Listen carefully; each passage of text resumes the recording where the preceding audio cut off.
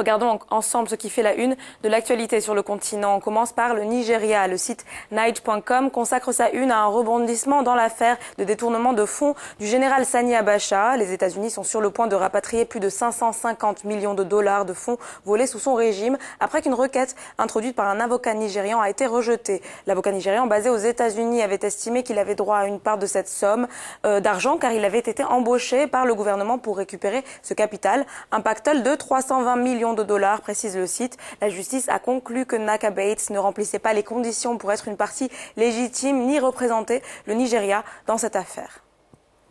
Direction le Gabon à présent. Gabon Echo publie un éditorial sur la perspective des Occidentaux quant à la crise post-électorale dans le pays depuis l'annonce des résultats de la présidentielle du 27 août dernier, donnant Ali Bongo Ondimba vainqueur dans la contestation. Les réactions et autres prises de position qui fusent des milieux occidentaux semblent déjà indiquer le positionnement de ces derniers, écrit l'auteur de ce billet. Seulement, un tel positionnement sans équivoque pourrait s'avérer dangereux, avertit-il. Ali Bongo est désormais réduit à une simple image d'autocrate cherchant à s'imposer par la force et c'est un isolement qui peut contribuer à le radicaliser et donc à le pervertir aussi. Une situation qui fait déjà planer sur le Gabon un scénario à l'ivoirienne si l'on y prend garde, je cite, l'intervention de la France en Côte d'Ivoire pour, dit-on, au plus fort de la crise post-électorale en 2010 n'a fait au contraire qu'exacerber les tensions.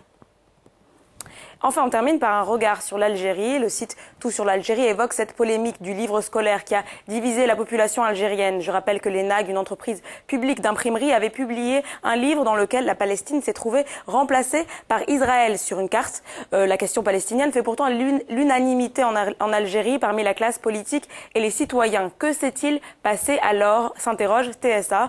L'imprimeur a en tout cas présenté ses excuses et évoqué une erreur technique pure et simple. Seulement, c'est la ministre de l'Éducation, Nouria Bengrabit, qui se trouve sous le feu des projecteurs maintenant. Depuis plus d'une semaine, les anti et les pro-Bengrabit échangent les accusations et les attaques, notamment sur les réseaux sociaux. En sa qualité de ministre de l'Éducation, Madame Bengrabit a une part de responsabilité dans cette erreur, une responsabilité morale du moins, estime pour sa part le journal.